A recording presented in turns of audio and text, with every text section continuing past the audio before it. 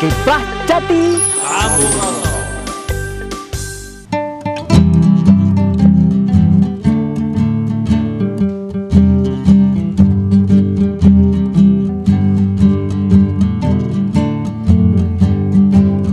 Garuda Pancasila, akulah pendukungmu, patriot proklamasi, sedia berkorban untukmu. Pancasila dasar negara, rakyat adil makmur santosa, pribadi bangsaku.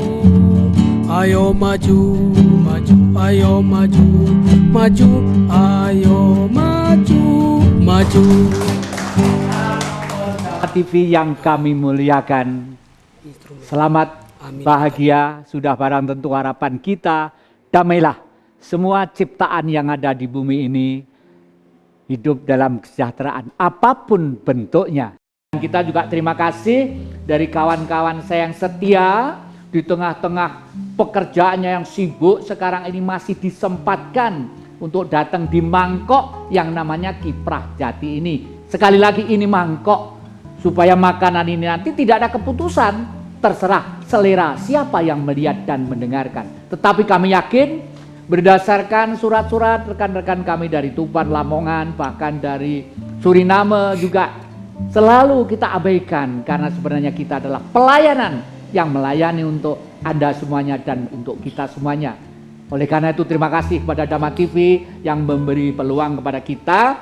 Dan para pemusik ini adalah anak jalanan, mengumpulkan diri dalam satu grup yang namanya adalah Komunitas Rumah Sahabat. Ini Mas Kilas, ini Mas Akhilas, ini Mas Akhiles. Ini dari daerah timur sana. Beliau dengan kawannya adalah Mas Rofi yang kebetulan ini penglihatannya kita sering sebut dengan istilah tunanetra. Begitu ditelepon oleh Dama TV dalam Kiprah Jati, beliau berdua itu pekerjaannya ini menjajakan kerupuk kemana-mana. Karena Kiprah Jati sudah waktunya untuk pengambilan gambar, dimohon menyumbangkan musiknya. Yang datang malah musiknya yang plus kerupuknya. Ini katanya diperuntukkan untuk kita, tapi jangan dimakan sekarang, nanti masuk ke mic, suaranya kriuk-kriuk gitu nanti siarannya. Ini nanti Bapak Ibu-Ibu bisa ambil lah nanti di sini ya.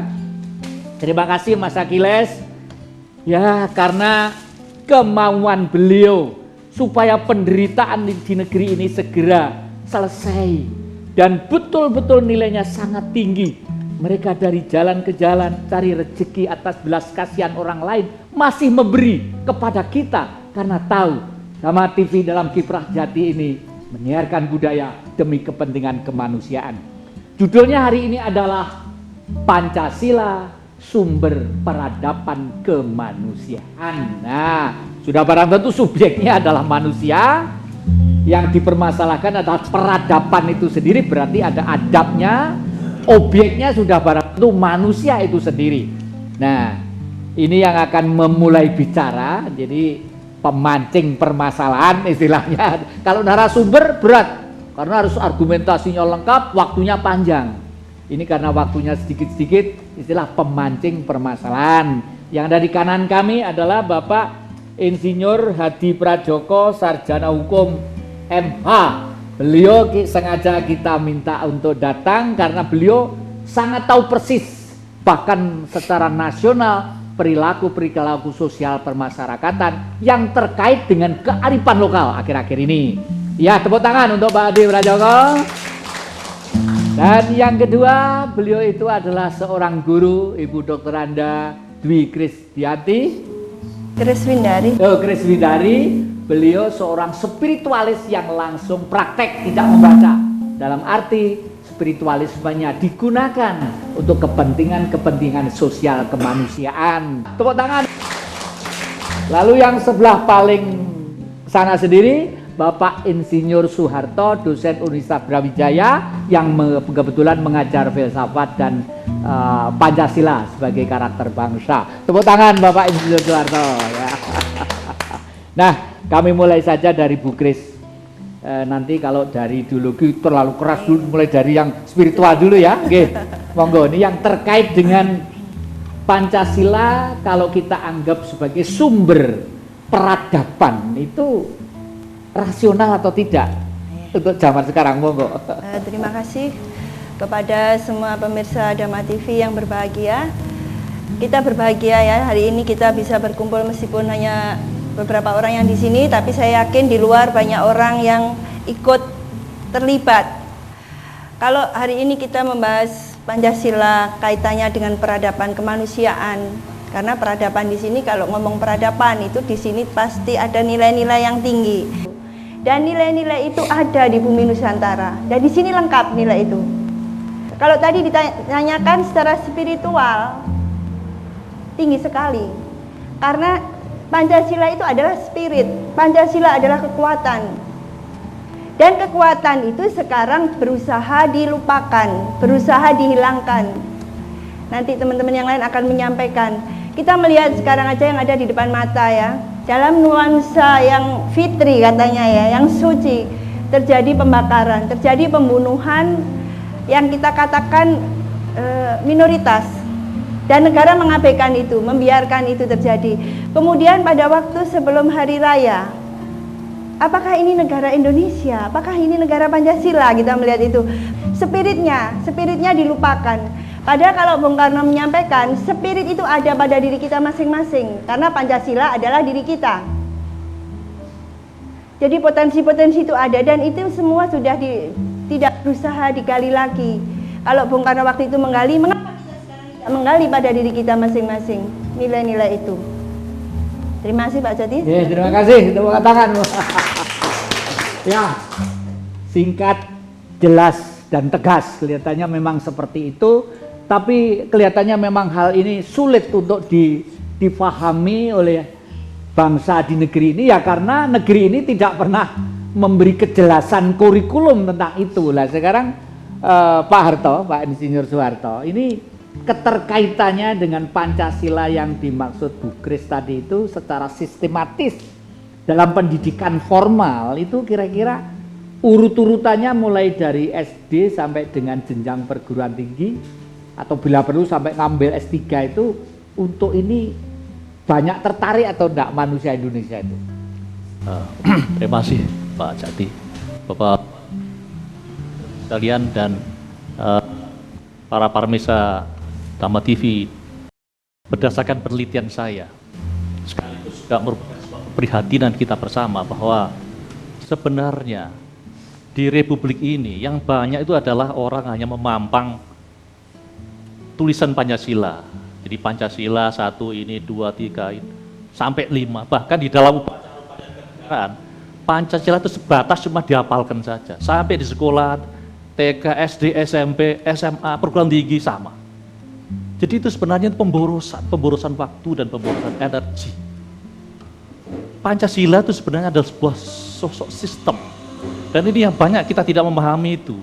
Sehingga menurut penelitian saya, tingkat penguasaan ideologi negara yang namanya Pancasila itu tidak lebih dari angka 25. Karena itu patut disadari bahwa dalam kondisi dunia yang sekarang, yang global, sementara justru kita tidak siap dengan ideologi kita sendiri.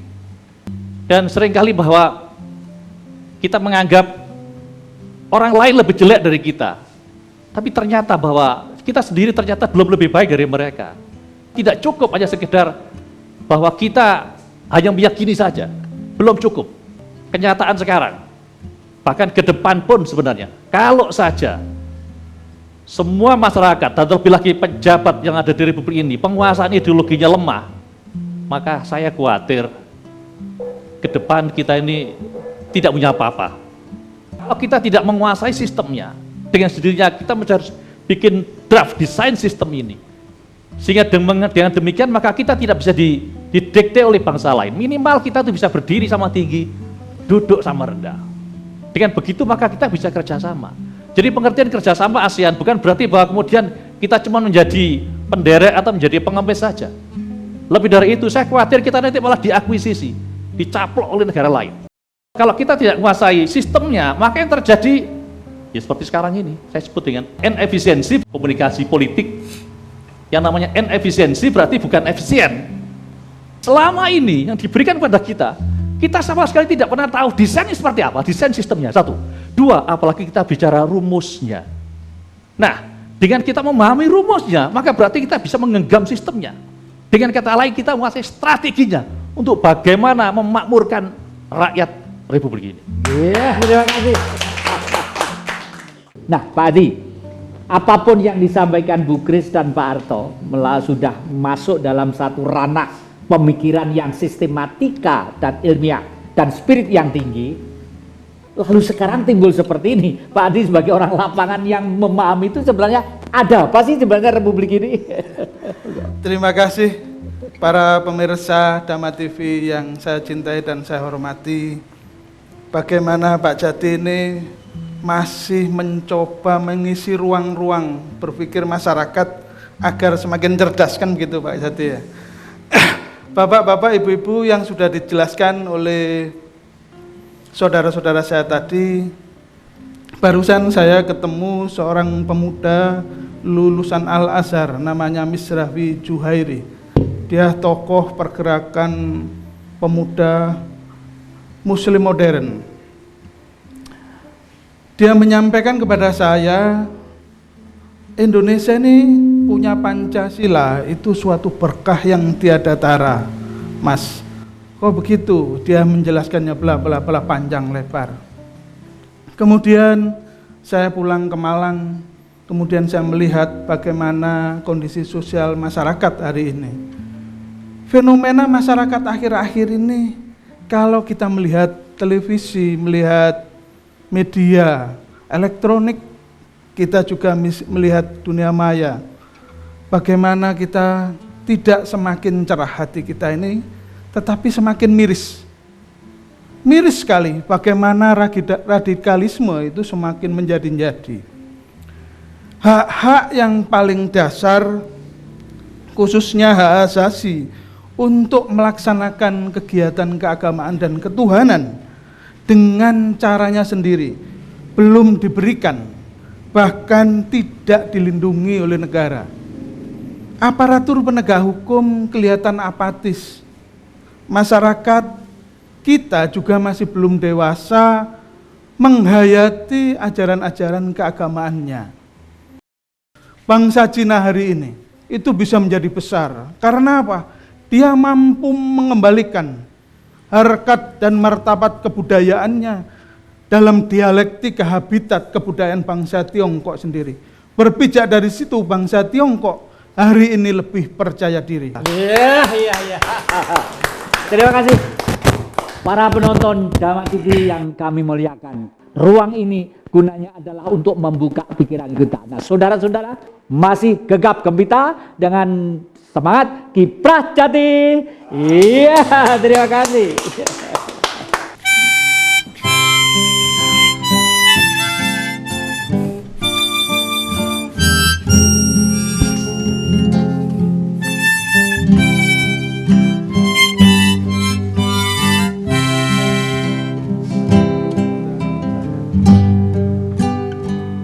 Tanah air ku tidak kulupakan,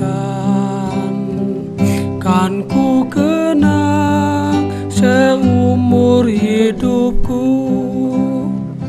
Biarpun saya pergi jauh, tak akan hilang dari kalbu.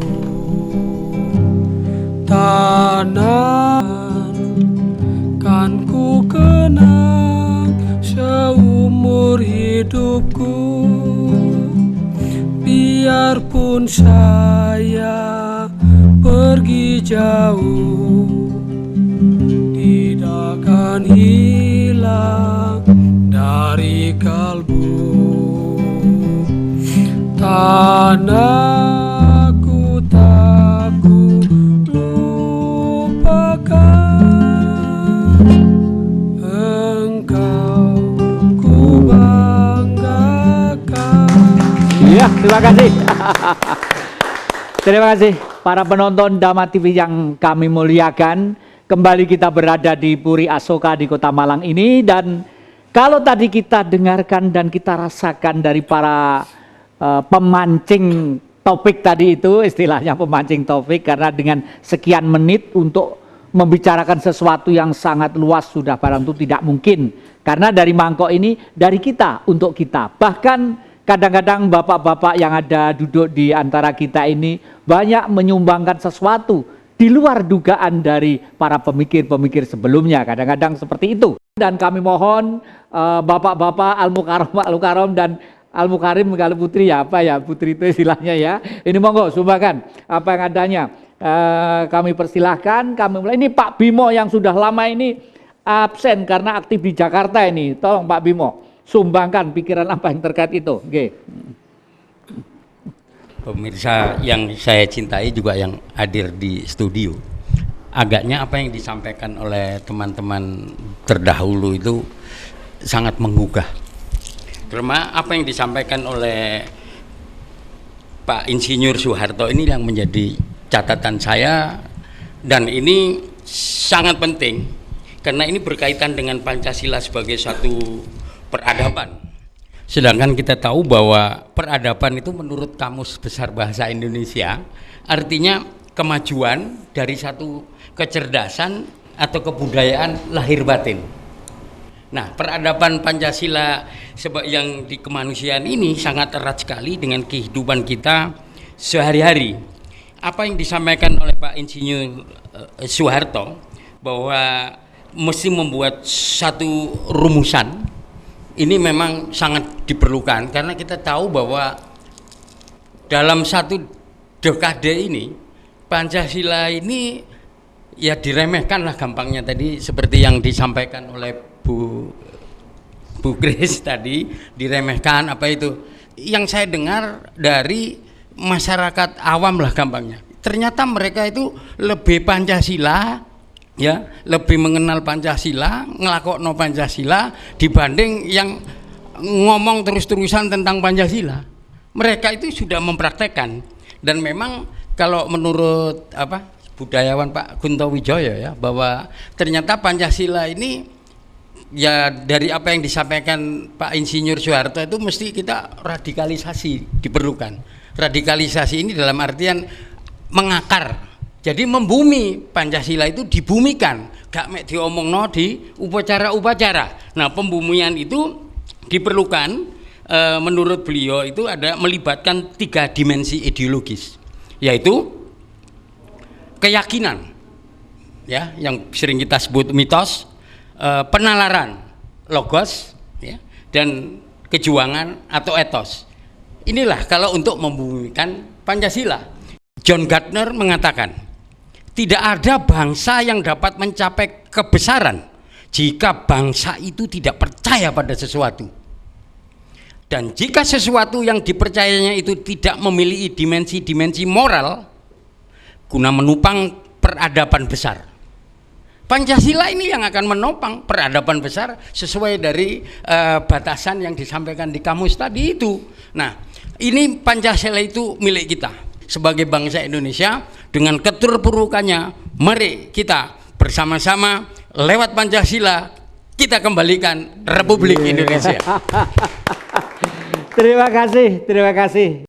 Dalam praktek negara Pancasila dan masyarakat Pancasila banyak bercorak ragam. Ini teman saya ini kumpulannya adalah orang-orang yang selalu bekerja, sering disebut dengan tenaga kerja atau buruh. Apakah perburuan di Indonesia itu ada nafas-nafas yang membawa kaum buruh itu minimal berkarakter buruh Pancasila? Apa ada Pak Ratmo? Monggo.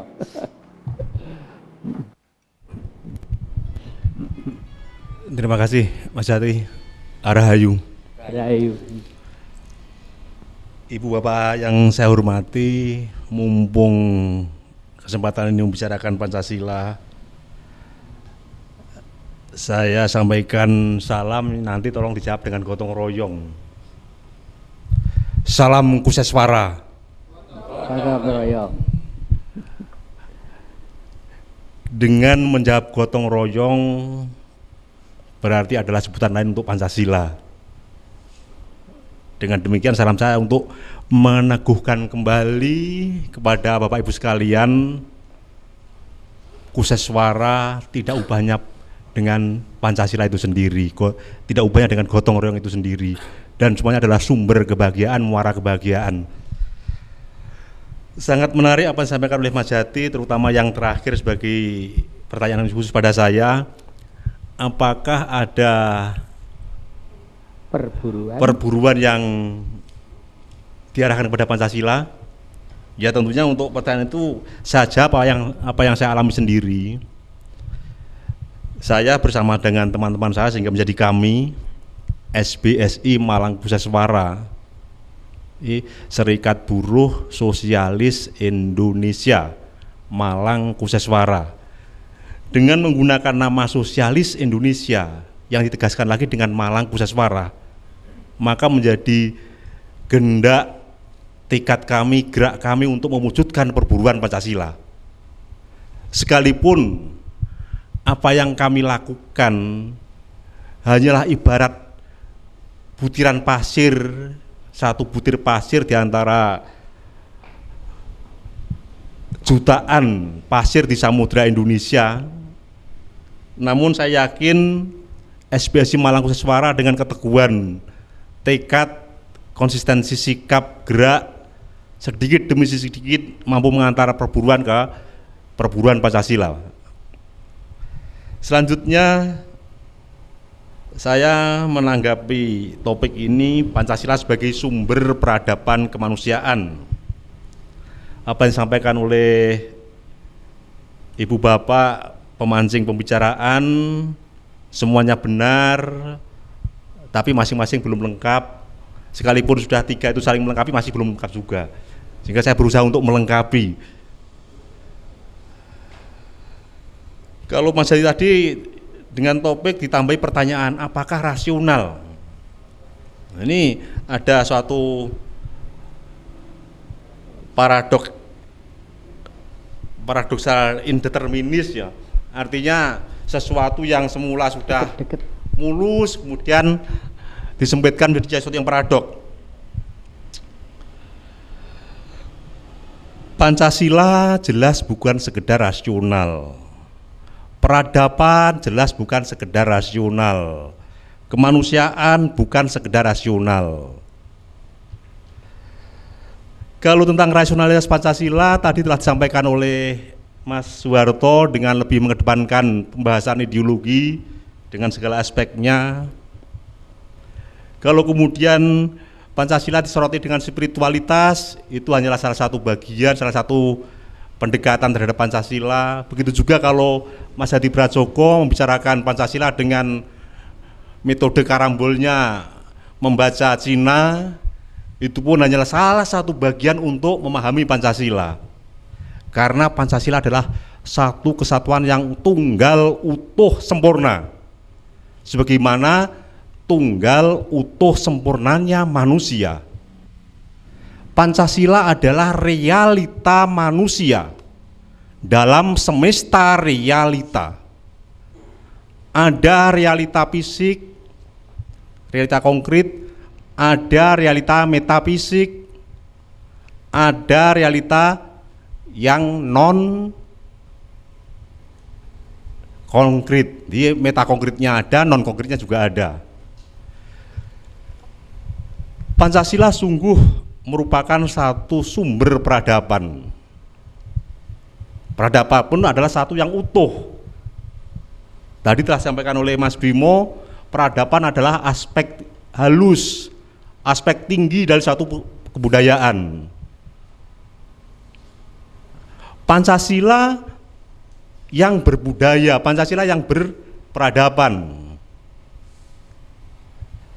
Namun satu tragedi, bukan sekedar ironi, kalau Indonesia yang dengan gagah masih mengaku negara berdasar Pancasila, tapi 67 tahun kemerdekaan Indonesia sangat tidak nampak perwujudan Pancasila baik dalam kehidupan berpemerintahan maupun berbudaya sebagai satu nasion. Ini Mas Ratmoko, dalam perburuan Pancasila kira-kira sentuhan-sentuhan apa yang terkait dengan jiwa Pancasila yang tabrakan dengan kondisi perburuan secara umum. Ya. Kira-kira apa? Menjadi program apa?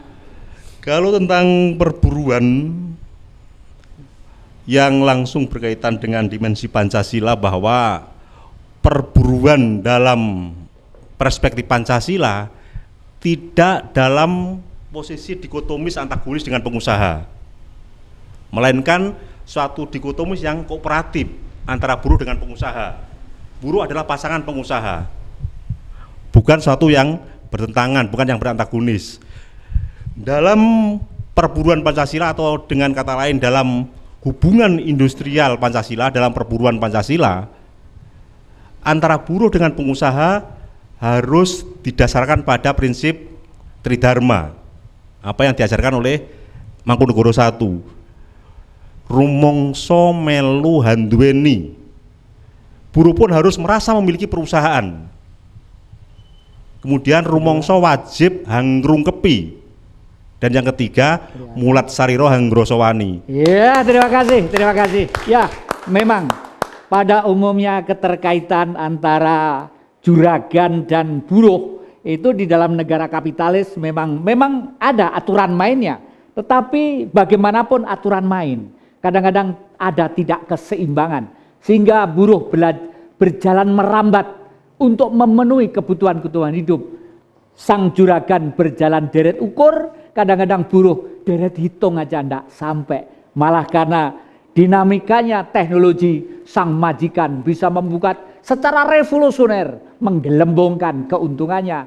Tetapi karena harga-harga di pasaran selalu tidak terpenuhi kemampuannya oleh kaum buruh, sehingga minuslah yang ada. Nah, jangan kemana-mana, kelihatannya masih ada tokoh-tokoh pelaksana yang ada di sini. Oleh karena itu masih gegap gempita dengan semangat Kiprah Jati. Iya, terima kasih.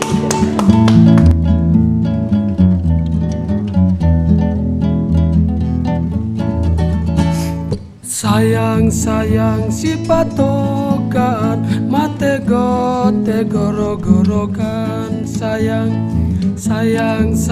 si patokan, matego tegoro-gorokan. Sayang, aku mangemo tanaman jauh, mangemo milik lako. Sayang, sako mangemo tanaman jauh, mangemo milik lako. Sayang, tegoro-gorokan. Sayang si patokan, matego tegoro-gorokan. Sayang, sako mangemo tanaman jauh, mangemo milik lako. Sayang, sako mangemo tanaman jauh, mangemo milik lako. Terima kasih. Kembali ke masalah tentang peran Pancasila sebagai sumber peradaban kemanusiaan. Kita pengen ini pendapat orang ibu yang berada di lingkungan masyarakat pemuda ini. Monggo kami persilahkan, mau usul, mau pendapat, mau nambahi. Oke, baik, terima kasih atas kesempatan yang diberikan kepada saya. Ya, perkenalkan, nama saya Rosa Esther Murniwati Indraha. Saya dari Nia, Sumatera Utara, tetapi saya sudah menjadi orang Malang gitu sekarang. Ya. Oke, ini suatu hal yang sangat membanggakan bagi saya karena saya diberikan kesempatan yang spesial pada saat hari ini. Melihat berbagai argumen yang telah disampaikan oleh Bapak Ibu tadi, saya sangat tertarik dan saya juga geleng-geleng kepala. Karena kenapa? Karena saya juga sangat tidak paham tentang apa sih kok seperti ini ya. Banyak hal yang tidak saya pahami tentang apa yang telah disampaikan. Tetapi berkat apa yang sudah disampaikan, saya juga mulai mengerti sedikit-sedikit. Nah, berbicara tentang Pancasila, jika dilihat dari kasat mata generasi muda saat ini, maka apa yang akan terjadi ketika mereka mendengar tentang perumusan Pancasila? Yang terjadi adalah geleng-geleng, itu yang akan terjadi. Karena kenapa lagi? Kembali seperti apa yang telah saya sampaikan. Karena ada dua hal yang mengguncangkan pikiran mereka. Yang pertama adalah ketidaksiapan mereka menerima tentang penerapan peradaban Pancasila itu sendiri. Dan yang kedua adalah ketidaktahuan atau ketidakpahaman mereka akan pentingnya peradaban Pancasila itu sendiri, baik pada diri sendiri maupun untuk negara kita tercinta Indonesia. Nah, melihat keadaan yang seperti itu, apa yang harus kita lakukan? Yang harus kita lakukan menurut saya ya adalah penyadaran yang bisa dimulai dari keluarga sendiri. Kemudian penyadaran akan betapa pentingnya peradaban Pancasila itu sendiri bagi dirinya sendiri, bagi negara dan masyarakat luas. Seperti itu. Nah, sering sekali juga terjadi hal yang sangat menyedihkan bagi generasi muda saat ini adalah ketika mendengar Pancasila mereka akan sepertinya alergi dan cuek. Ya kembali lagi karena mereka tidak paham dan mereka tidak siap untuk menerima perubahan itu. Karena terasa sepertinya sangat berat. Nah, bagaimana supaya mereka ingin menerima dan membuka hati untuk menerima penerapan Pancasila itu dalam kehidupannya? Hal yang perlu kita lakukan yang pertama kali menurut saya adalah kita harus menunjukkan kepada mereka bahwa ketika kita cuek terhadap ketika kita cuek terhadap Pancasila, maka perubahan yang kita harapkan dan yang kita idam-idamkan itu nihil akan tercapai. Karena hal yang harus kita ketahui juga adalah Pancasila memiliki korelasi yang sangat kuat dengan agama yang kita miliki masing-masing, baik itu agama Katolik, Kristen, Buddha dan lain-lain sebagainya. Oke, sekian dari saya ucapkan terima kasih. Brilian sekali. Terima kasih. Ternyata Cut Nyak Din dari Sumatera Utara ini juga berpikiran ya begitu jernih, cerdas dan betul-betul rasional. Realita anak-anak kita sekarang cuek diajak bicara Pancasila. Bukan salah mereka, salah yang tua-tua ini. Ngapain kita mesti harus membiarkan kondisi ini terus? Nah, masih bertanya kepada yang ada di lapangan. Ini Pak Parno ini Pak Anu dulu, Pak Marto dulu, monggo. Kami persilakan apa yang mau disampaikan. Terima kasih, Rahayu, selamat malam. Akhir-akhir ini ada banyak suatu fenomena atau peristiwa yang mencari budaya spiritual yang mencari pembendera sendiri. Kalau ditinjau dari sudut pandang Pancasila dan Undang-Undang Dasar 45, apakah ada undang-undang untuk seorang atau kelompok orang yang beribadah atau melakukan sembahyang dengan caranya sendiri dihukum? Itu satu. Tadi dari paparan Pak Hadi mengenai budaya spiritual dari Tiongkok, karena dia memahami dari budaya Tiongkok sendiri. Apakah untuk budaya spiritual di Indonesia yang sekarang ini banyak macam, yaitu ada Parmalin, Sunda Wiwitan, Kaharingan, Baliaga dan lain-lain, apakah itu yang perlu dikembangkan atau dibudayakan kembali? Mungkin ini saya tujukan dengan Pak Adi Prajoko, sarjana hukum, untuk menjawab. Terima kasih. Terima kasih. Ya. Masih ada kami percaya ini Pak Bandi nih, Pak Bandi ini yang telaten di lapangan untuk mendengung-dengungkan keyakinan. Monggo Pak. Terima kasih, Rahayu. Pancasila tidak terbentuk secara mendadak bersamaan berdirinya negara kesatuan Republik Indonesia ini, melainkan telah berurat berakar jauh sebelum di dalam hidup dan kehidupan berbangsa dan bernegara ini. Tumbuh dan berkembangnya Pancasila bersamaan dengan tumbuh dan berkembangnya budaya bangsa,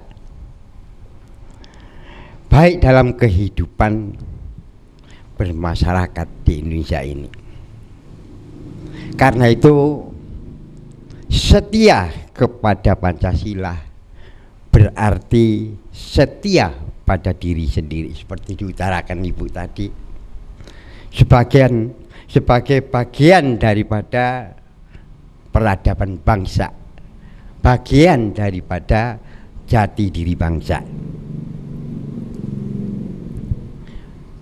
Pandangan sebagai pandangan hidup dari suatu bangsa sebagai jiwa serta kepribadian bangsa yang merupakan perjanjian luhur suatu bangsa. Tapi sayang, hari ini seakan-akan kita ini telah kehilangan tuntunan, kehilangan panutan, kehilangan kepemimpinan, sehingga terjadi saat ini yang tidak mengenakkan batin kita. Ini adalah akibat daripada kita tidak merasa bahwa aku iki duwe negara. Karena tidak merasa aku ini duwe negara, akibatnya saat ini ya mau sak mau-maunya sendiri. Sapa sing akeh ya iku sing menang. Ini yang jadi problem saat ini. Begitu Mas Dadi, mungkin bisa dijawab oleh ini Mas Dadi. Iya, terima kasih. Masih saya ingin bertanya, ini enggak pernah bicara politik tapi praktis untuk mencoba mempengaruhi lingkungan di desa-desanya. Lalu membentuklah grup-grup ini. Pak Parno, ini usaha Anda ini saya lihat mencerdaskan, mencairkan peradaban di lingkungan dengan sistem yang bagaimana, Mas? Terima kasih waktu yang telah diberikan Pak Jati. Menanggapi tema acara pada malam hari ini, saya ingin menyampaikan saja bahwa sesuai dengan sila yang pertama, ketuhanan yang Maha Esa, ini akhir-akhir ini menjadi banyak masalah, terutama di bidang keyakinan. Dan saya sendiri sebagai umat muslim merasa prihatin dengan kejadian-kejadian yang semestinya tadi diuraikan, yang mestinya kita gembira, kita saling maafkan, tapi di sana sini banyak kerusuhan yang notabene adalah yang diperbutkan hanyalah satu, yaitu tentang ketuhanan. Jadi saya mohon dijelaskan mungkin atau diuraikan sekaligus supaya juga acara ini menjadi penenang para pendengar yang setia di Dhamma TV. Begitu Pak Jati, terima kasih. Terima kasih. Ini masih ada juga saudara saya dari luar kota, agak ke selatan sana. Monggo. Sumbang siapa, pertanyaan apa, usulan apa, teriakan apa, sampaikan saja. Monggo. Nama, Mas? Mohon dikenalkan Pak, nama saya Suwarno. Saya bertempat tinggal di Mergosono, Selor Pak ya, tempat tinggalnya Selor. Jadi hari ini saya merasa gembira sekali. Tanpa saya rencanakan, tadi saya bisa kumpul sama bapak-bapak di sini, sangat bergembira Pak. Karena topiknya itu memang sangat indah dengan peradaban yang sekarang yang saya nilai banyak pelencengan gitu. Seperti peradaban seperti yang tadi Bapak sampaikan, topiknya itu sangat indah sekali untuk mengingatkan kita pada generasi-generasi penerus kita. Karena di sana sini, saya ini orang lapangan Pak, jadi sangat tahu sekali bagaimana bentuknya pemuda-pemuda sekarang. Banyak meninggalkan aturan, paugeran dilupakan, soknya yang dibesarkan. Jadi itu sangat sekali, hari ini saya sangat senang sekali bisa kumpul bersama bapak-bapak. Namun harapan saya ini Pak, kadang-kadang ini mestinya kan ada yang ngatur itu mestinya harus menjadi teladan yang benar. Tapi ternyata yang ngatur sekarang banyak yang menclek Pak. Apa jadi gimana lagi yang di bawah, yang di atas saja menclek. Ini masalahnya Pak. Jadi kalau kita itu mau menjadikan yang baik, mestinya ya seperti Bapak Harto tadi, terkonsepsi, dipelajari dari awal Pak, dari rahim bundanya itu sudah dipelajari yang namanya Pancasila itu, dengan cara sang bapak untuk memohon agar bayi yang dilahirkan menjadi bayi yang utama, jadi manusia yang berkarakter gitu Pak. Misalnya seperti itu. Saya mendengar menerima wasiat dari Bapak eyang saya, kalau mau mempunyai keturunan yang luhur budinya, itu harus selama di dalam rahim ibunya itu kamu harus banyak tafakur. Kalau kamu cetak dengan A, jadi bayinya jangan A, jadinya nanti di sana. Kalau kamu cetak dengan B, ada B. Itu Pak. Jadi saya berharap agar anak-anak sekarang tahu untuk membentuk manusia yang Pancasila dengan cara gimana. Ya, terima kasih. PR buat kita, dan memang masih belum tuntas hari ini rasanya kita. Tapi pesan kami masih bersemangat dengan mencairkan tentang Pancasila adalah sumber peradaban kemanusiaan. Nah, jangan kemana-mana, masih dalam semangat Kiprah Jati.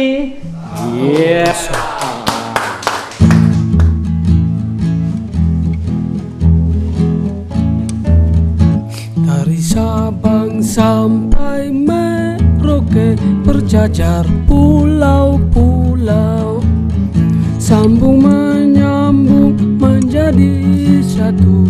Itulah Indonesia. Indonesia tanah airku, aku berjanji padamu menjunjung tanah air. Pulau-pulau sambung menyambung menjadi satu. Itulah Indonesia.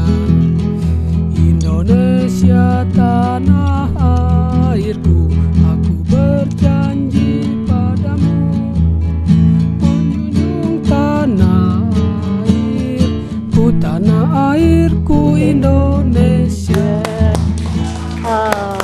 Penonton Dharma TV yang kami muliakan, tinggal waktu sedikit untuk kita mencoba menyelesaikan apa yang belum selesai, yang dalam pertemuan atau dialog hari ini kembali kepada pemancing topik atau narsum ya, bukan narasumber.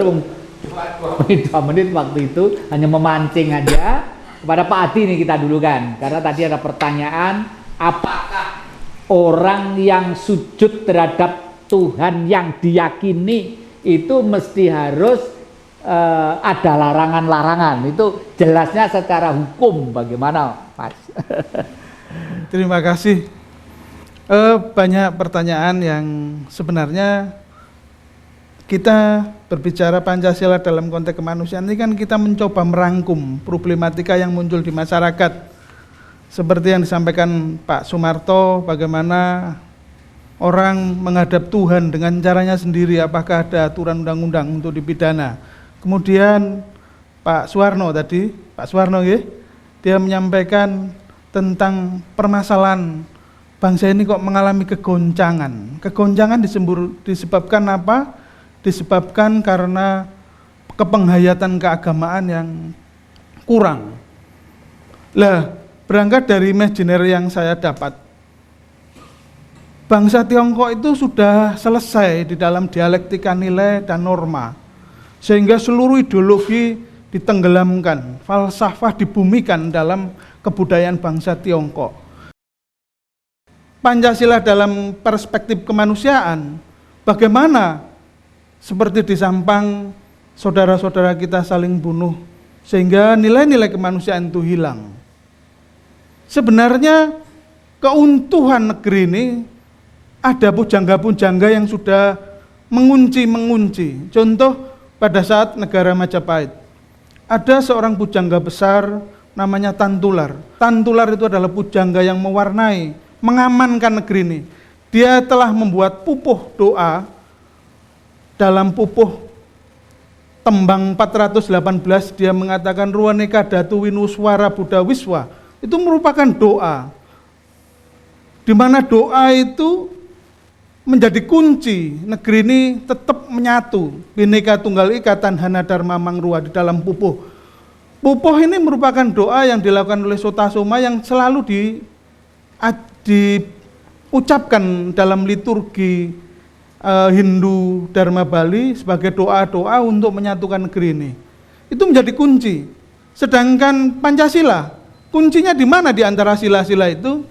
Saya melihat kunci yang sebenarnya kunci yang diberikan setelah Tantular, Soekarno membuat kunci baru yang namanya ketuhanan yang Maha Esa. Ketuhanan yang Maha Esa menjadi kunci, karena dalam paradigma yang kekinian, masyarakat bangsa ini belum dialektika tidak selesai, sehingga mereka beradu kebenaran tentang Tuhan.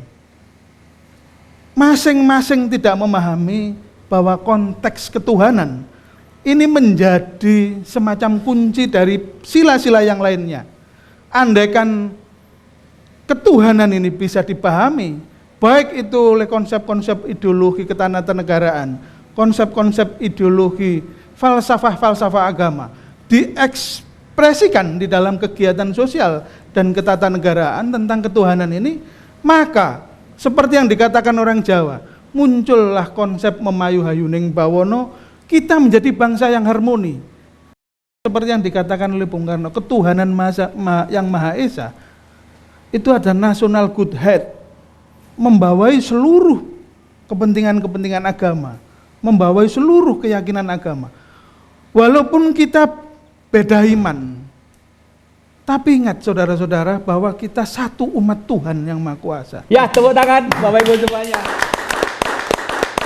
Nah, yang terakhir harapan Bu Grace ini tentang nafas-nafas yang perlu disumbangkan kepada masyarakat supaya sentuhan yang kita bicarakan tadi itu ada, bagaimana? Monggo. Jadi kalau tadi Mbak Rosa mempertanyakan ya, generasi muda, saya tertarik di sini karena generasi muda itu masa depan. Yang melakukan, yang memiliki negara ke depan itu adalah generasi muda sekarang. Dan mereka kalau mendengar Pancasila itu melihat sesuatu yang aneh gitu, sehingga tadi istilahnya geleng-geleng Pak ya, geleng-geleng. Apa itu Pancasila gitu? Karena yang ada di sekitar dia, yang dilihat, yang dialami itu nggak ada gitu. Contohnya nggak ada, toladannya nggak ada, mulai dari atas sampai ke bawah gitu. Jadi sehingga generasi mudanya menjadi apatis, dia tidak mengenal Pancasila. Padahal Pancasila itu ada di sekitar kita. Kita mudah kok memberi contoh gitu ya. Dan orang tua jarang kok menyebutkan kalau kita melakukan kebaikan itu nggak pernah, ini loh Pancasila, nilai, nggak apa-apa, mulai awal kita sebutkan aja gitu. Kita menghargai pendapat teman kita, membantu orang lain, menolong orang lain. Itu pun bisa kita kenalkan nilai-nilai itu tanpa itu menjadikan beban dan menjadikan sesuatu yang berat. Marilah kita bersama-sama memberikan toladan dalam lingkungan sekitar kita dengan cara mudah. Iya, terima kasih. Pak Harto, pokoknya kamu persilakan.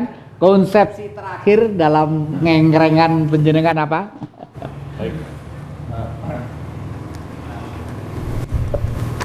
Bapak Ibu dan saudara sekalian serta para pemirsa yang saya hormati. Kembali seperti sejak awal tadi saya kemukakan bahwa krisis dari bangsa ini akarnya adalah karena krisis ideologis. Sudah saya kemukakan bahwa penguasaan ideologis bangsa Republik ini tidak lebih dari angka 25. Jadi kalau diukur dengan nilai itu seperti anak sekolah, belum lulus kita sebagai suatu bangsa. Jadi kita dalam bernegara belum lulus itu. Penelitian menunjukkan bahwa buah yang pahit itu juga dilahirkan dari akar yang pahit. Dengan kata lain bahwa krisis yang terjadi selama ini sebenarnya berangkat dari pemikiran-pemikiran yang pahit seperti itu.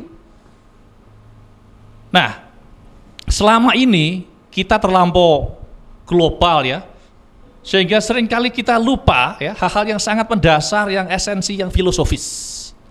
Filsuf Cina mengemukakan begini, di dalam sebuah perang besar, itu kata Tao, semua dermaga, jembatan, fasilitas dan utilitas wilayah bisa rata dengan tanah. Murid-muridnya bertanya, filsuf, lalu apakah itu bukan bentuk kerugian? Filsuf bilang, itu kerugian tapi amat kecil. Muridnya kembali bertanya, lalu kerugian yang besar bagaimana filsuf? Kerugian yang besar itu ialah manakala mangkatnya seorang pemimpin.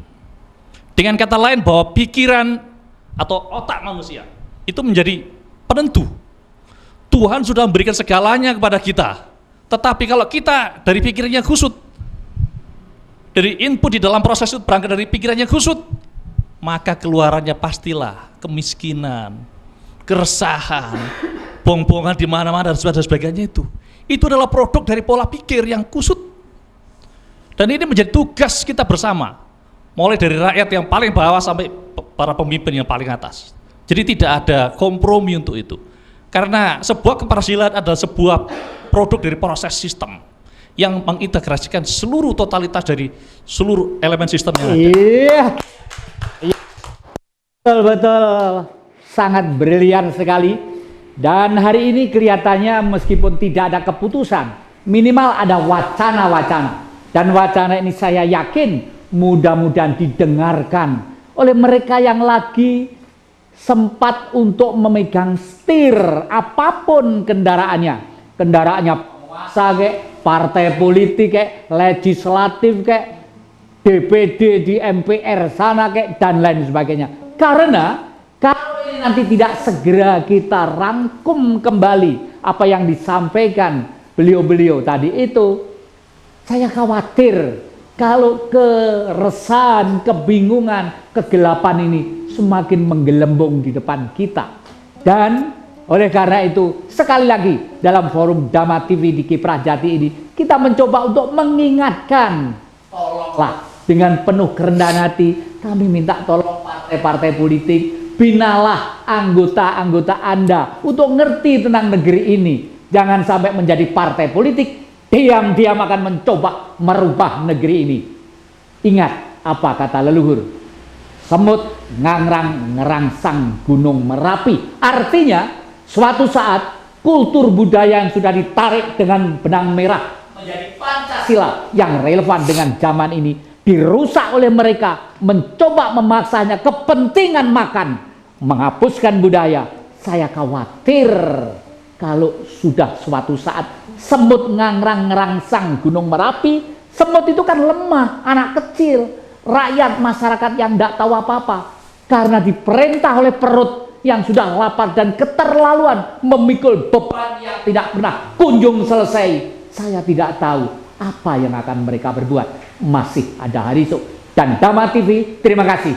Dengan forum ini kita terus membuka wacana supaya negeri kita menjadi jernih, bersih, dan betul-betul indah sebagaimana negara Pancasila yang dicita-citakan dalam kemerdekaan 17 Agustus 1945. Nah, para pendengar dan para penonton Dhamma TV yang kami muliakan, terima kasih juga streaming atau Facebook, email yang dari luar negeri, semuanya sudah kami terima. Dan dari rekan-rekan dari Salam juga sudah barang tentu, Tuban, Lamongan, Mojokerto, Jombang, Blitar, Tulungagung, Trenggalek, Malang Raya sudah barang tentu. Terima kasih, jangan kemana-mana, masih kita menunggu setiap minggu jam 7 malam dan biasanya diulangi hari Senin jam 12 siang. Besoknya begitu. Terima kasih. Dan oleh karena itu kami harap kita masih bersemangat dalam semangat Kiprah Jati. Iya, terima kasih.